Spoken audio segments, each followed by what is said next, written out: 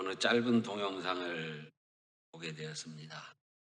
어린아이가 한 서너 살쯤 되어 보이는 어린아이가 이모의 이런저런 질문에 대답하다가 내가 엄마 뱃속에 있을 때부터 다 알았다고 이렇게 야무지게 대답하는 그런 모습이었습니다.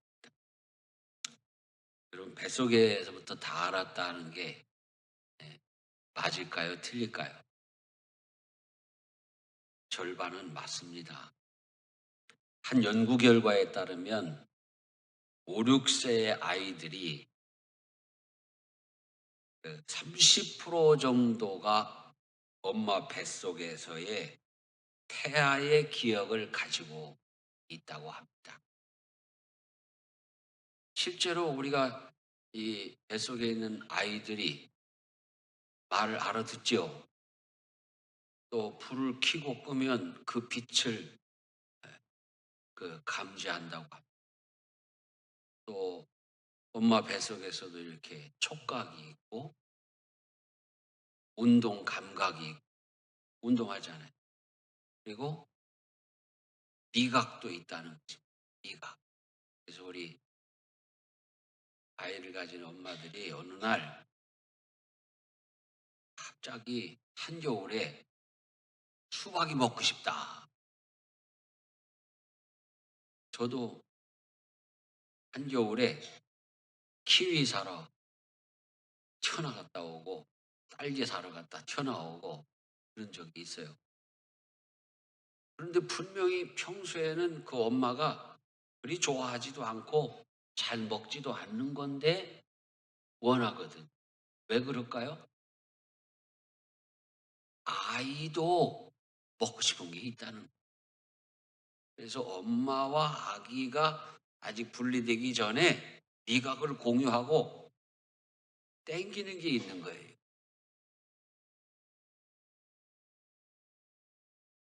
제사장 사가랴와 엘리사벳도 80이 넘어서 늦게 그 아이를 갖게 됐습니다.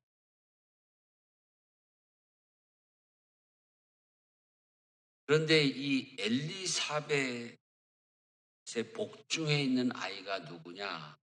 우리가 잘 아는 세례 요한입니다. 성령의 인도하심으로 마리아가 엘리사벳을 방문하여 문안하게 됐어요. 왜냐하면 이들이 친척 관계이기 때문에. 그런데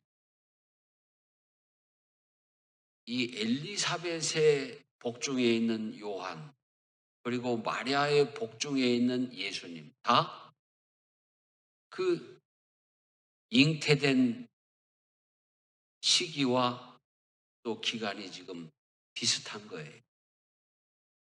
누가복음 1장에 보면 엘리사벳이 마리아가 문안함을 들음에 아이가 복중에서 뛰노는지라 엘리사벳이 성령의 충만함을 받아 큰 소리로 불러 이르되 여자 중에 내가 복이 있으며 내 태중의 아이도 복이 있도다. 내 주의 어머니가 내게 나오니 이 어찌된 일인가? 보라, 내 문안하는 소리가 내 귀에 들릴 때에 아이가 내 복중에서 기쁨으로 뛰놀았도다. 그래서 여러분, 엘리사벳의 복중에 있는 요한이 마리아가 보고 그 복중에 예수님이 있는 걸 어떻게 알고 기뻐서 뛰놀았을까요? 복중에 있는 아이도 인지 능력이 대단하지만 오늘 말씀은 성령의 충만함을.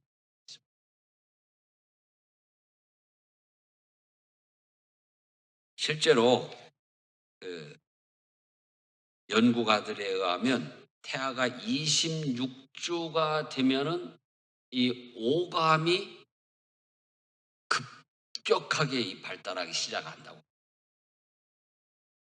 26주면 6달이잖아. 성경에 보면은 6 개월 된 그 엘리사벳, 마리아의 어머니, 앞서거니 뒤서거니 잉태되었는데요. 세례 요한이 반응합니다. 기뻐 뛰놉니다.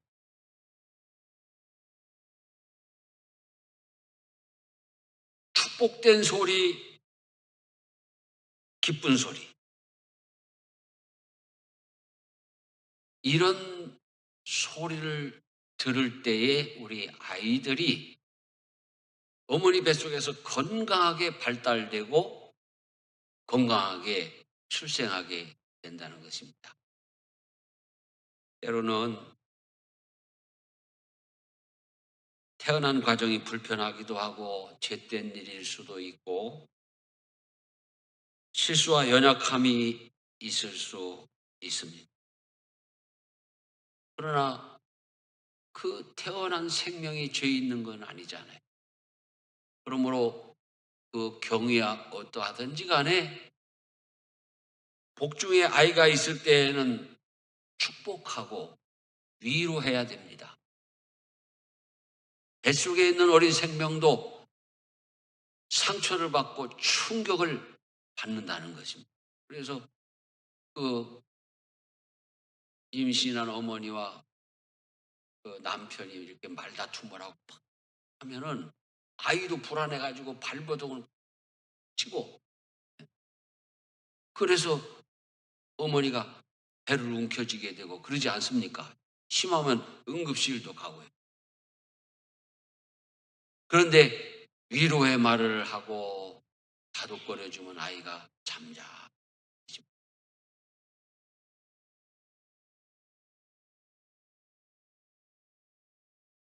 때로는 아픈 그런 경위가 있다고 해도 우리 성도들은 위로하고 축복하는 이와 같은 성도들이 되시기 바랍니다.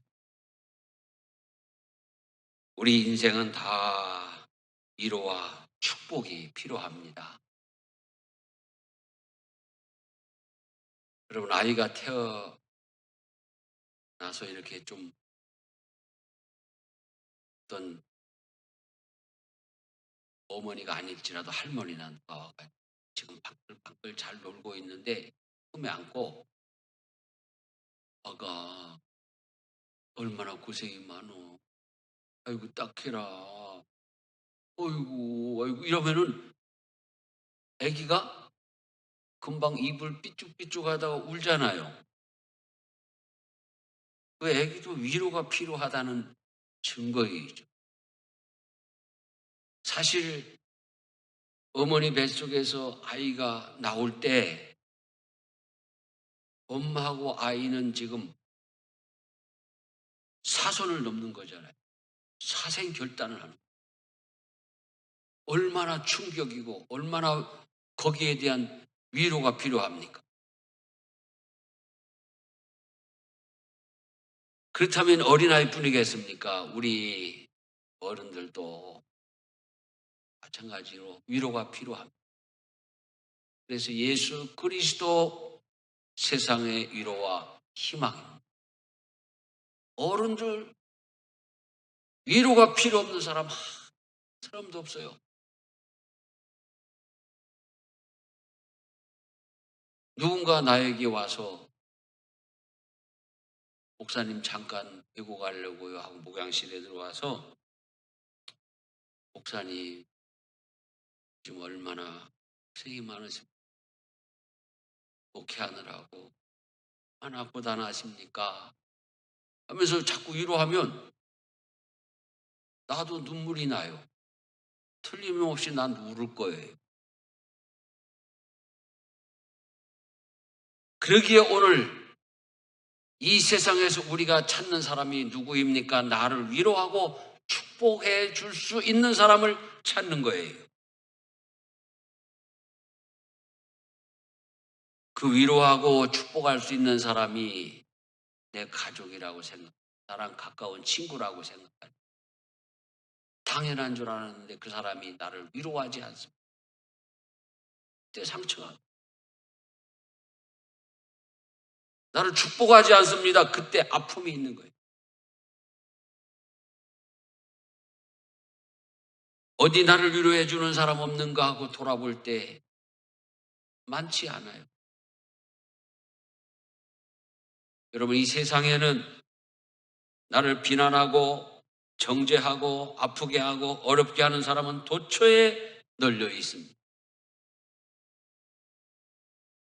나를 위로하시는 사람, 축복하는 사람은 아주 귀합니다. 희소성이 뭐냐 하면은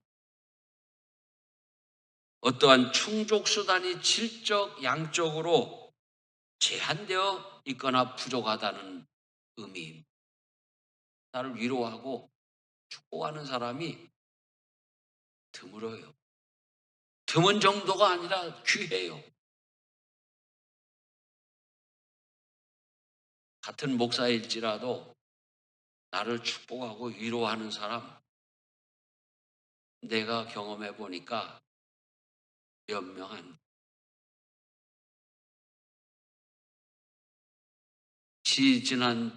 지난주인가 어떤 모임에서 내가 늘 존경하고 가까이 했던 목사님인데 내가 그 모임에 안 갔어요. 그런데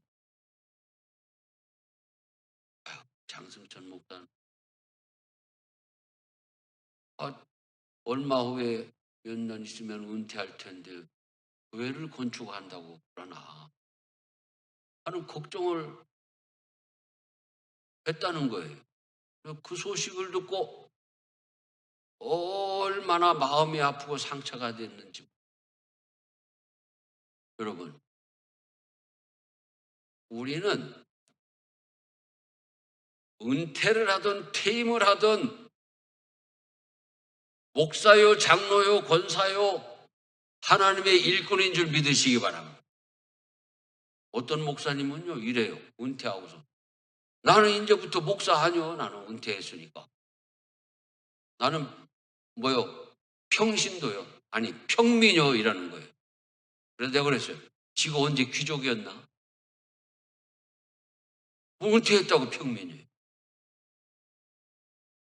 그리고 우리 교회는 여러분이 다 아시는 대로 개발과 함께 이전을 해서 성전을 건축해야 됩니다. 여기를 비워줘야 돼요. 그냥 보상받고 뭐 1년, 2년 내 마음대로 있다가 나가서 건축할 수 있는 성격의 일이 아니에요. 이렇게 교차를 해야 되는 거예요. 그러니 우리는 타이트한 이 일정을 가지고 있는 것입니다. 그런데 목사님 왜 근데 지금 아무 얘기도 안 하고 계세요? 그래. 나도 할 얘기가 없으니까. 할 얘기가 있어야 하죠. 다만 지금 시행사에서는 건설사 4곳을 지금 신청을 받아서 선정 작업을 하고 있습니다. 어려운 시기에 누가 이 공사를 하겠느냐 했지만 아주 지역이 좋은 곳이라고 평가가 돼서 서로들 하려고 한다. 그 이상은 내가 드릴 말씀이 없습니다.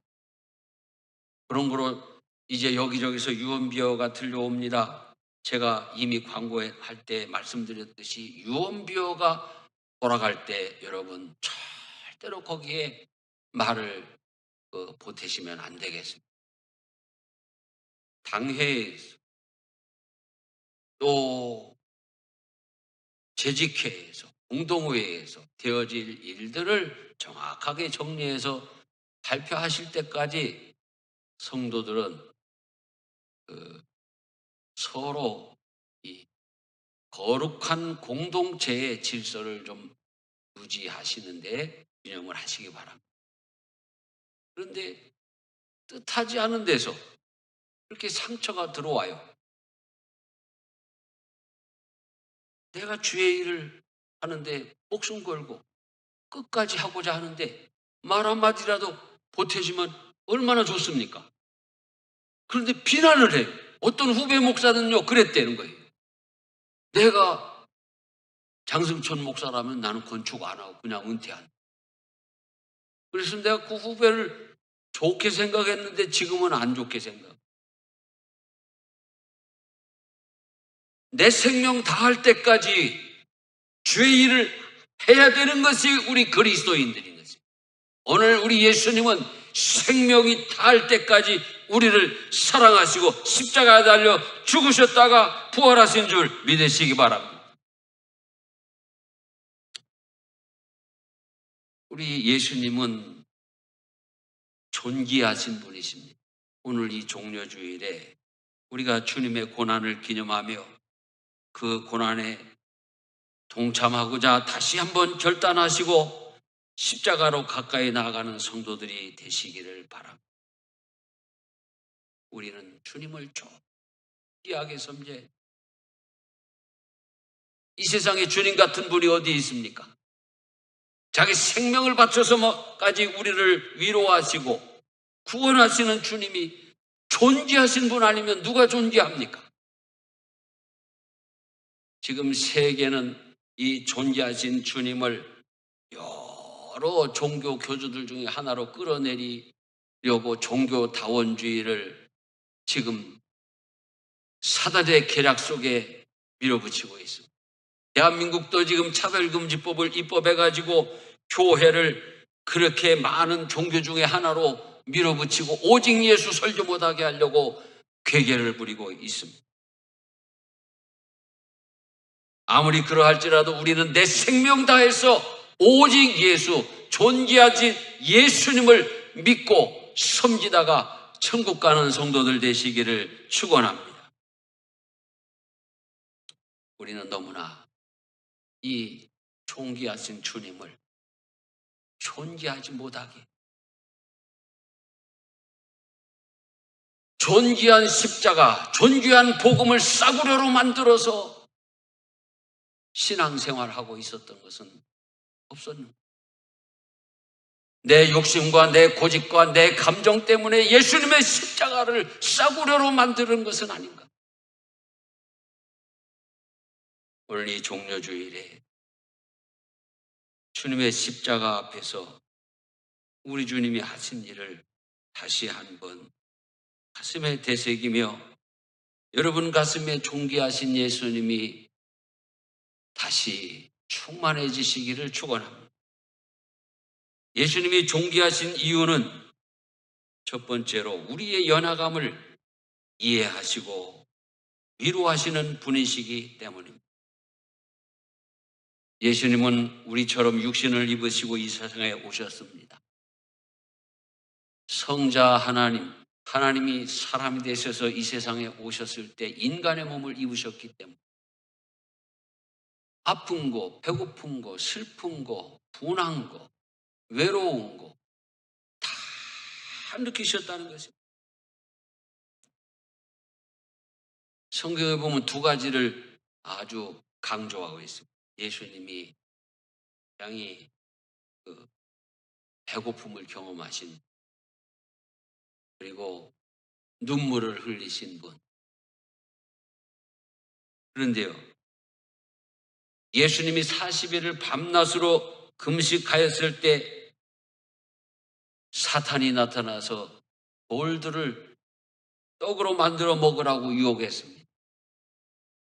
그때 예수님은 사람이 떡으로만 사는 것이 아니요 하나님의 말씀으로 사는 것이라고 말씀으로 그 사탄을 물리쳤습니다. 그렇지만 여러분 얼마나 시장하셨겠습니까? 그러기에 제자들이 안식일 날 너무 배가 고파서 길을 가다가 미리삭을 비벼가지고 입으로 털어넣었어요. 그랬더니 바리새인들이 막 정죄합니다. 예수님이 어떻게 했어요? 야, 뭐 좀 참지 뭐 이렇게 미리삭을 비벼서 입에 넣냐? 이렇게 안 하셨어요. 왜? 다 아직도 배가 고프면 제사장이 드리는 성소에 가서, 성전에 가서 진설병을 먹어서 배고파 죽을 판인데, 원래 그게 괜히 그냥 먹으면은 하나님이 그냥 그 시대에 즉결 처분을 하던 시대예요. 하나님 봐줬어요. 너무 배가 고팠어요. 그러기에 베세다 광야에서 예수님의 말씀을 듣고 밤늦게 귀가하는 그 많은 무리들, 근 4천 명이나 된 보리떡 5개와 물고기 2마리를 가지고 축사하셔서 먹고 가게 했어요. 예수님은 인간의 그 두려움이, 그 슬픔이, 그 염려와 분노와 번민이, 그 배고픔과 멸시와 천대와 외로움이 무엇인지 다 아시고 개역 성경에 있는 표현대로 체휼하셨고 동동하시는 분입니다. 우리를 이해해 주시고 동정하시면서 십자가를 대신 져주신 분이 있습니다. 우리에게 있는 대제사장은 우리의 연약함을 동정하지 못하실 리가 아니요 했습니다. 여러분, 내가 살기 위해서 고난을 겪어도 얼마나 힘이 들고 벅찹니까? 그런데 주님은 자신이 살기 위해서 고난을 받은 것이 아닙니다. 나를 살리기 위해서 주님은 죽기로 작정하시고 고난을 받으신 것입니다.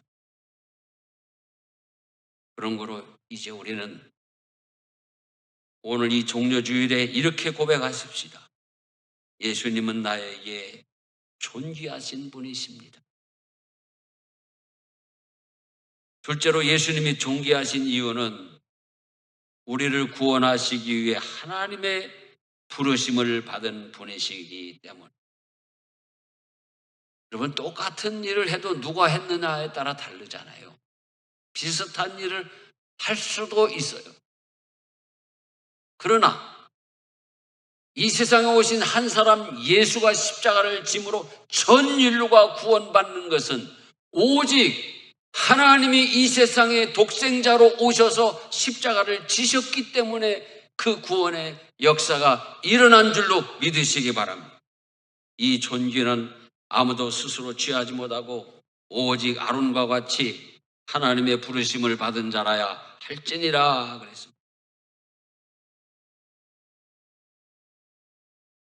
하나님은 처음부터 우리를 용서하시고 사랑하시고 위로하시고 구원하시려고 작정하신 분이셨어요.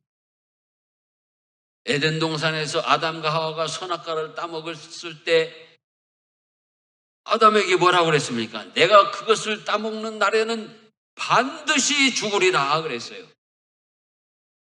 그런데 그걸 하와와 아담이 따먹고 말았죠. 그때 하나님은 아담과 하와를 죽이는 대신 짐승을 대신 그 가죽을 가지고 옷을 만들어서 아담과 하와에게 입히고 동산에서 나가 살게 했습니다. 처음부터 우리를 구원하시려고 작정하시고 처음부터 예수 그리스도를 보내서 우리를 구원하시려고 계획하신 하나님이 있습니다. 얼마나 존귀하신 예수님. 이 존귀하신 예수님을 여러분의 영원한 구원자, 위로자 삼으시기를 주의 이름으로 축원합니다. 셋째로 예수님이 존귀한 분이신 것은 나 같은 죄인을 살리시려고 죽기까지 복종하신 분이시기 때문입니다. 그는 육체에 계실 때 자기를 죽음에서 능히 구원하실 이에게 심한 통곡과 눈물로 간구와 소원을 올렸다. 그가 아들이시면서도 받으신 고난으로 순종함을 배워서 온전하게 되셨은즉 자기에게 순종하는 모든 자에게 영원한 구원이 되시고 그랬습니다. 여러분, 하나님의 아들 예수도, 우리 예수님도 자신의 사명 앞에 목숨을 내놓고 복종함으로 구원을 이루셨습니다. 여러분, 예수님이 인간의 몸을 입고 이 세상에 오셨기 때문에 육신의 고통을 다 느끼는 분이셨다는 거예요. 사람들은 이런 그 사이비 이론을 제기하는 사람, 십자가에 못 박혔을 때 예수님 못 박힌 것처럼 보이는 거다. 그걸 가현설이라고. 아니에요. 진짜로 육신으로 오신 예수님이 십자가에 못 박히신 거예요. 진짜로 예수님 살이 찢어지고 피가 흐르고 그 단발마의 고통을 당하신 거예요. 그러게 예수님은 십자가 지시기 전 아버지여, 만일 할 만하시거든 이 잔을 내게서 지나가게 하옵소서. 그러나 나의 원대로 마시옵고 아버지의 원대로 하옵소서. 순종하죠. 여러분, 순종, 이 복종에 하나님의 영광이 드러나고 예수님은 존귀하신 예수님, 만왕을 예수 그리스도의 무릎에 꿇게 하시는 하늘의 역사가 이루어진 것입니다. 여러분, 순종하는 일은 인간에게 있어서 참 어려운 일입니다. 더더구나 복종은 어려운 일이지요. 그런데 한번 생각을 해보세요. 순종하고 사는 것이 행복인가? 아니면 서로 불순종하고 사는 것이 행복? 어떻습니까? 여러분 가정에서 여보 나갑시다 하면 들어오고, 여보 들어갑시다 하면 나가고, 행복한 가정일까요? 아닙니다. 서로가 서로에게 순종할 때 거기에 행복이 있는 것입니다.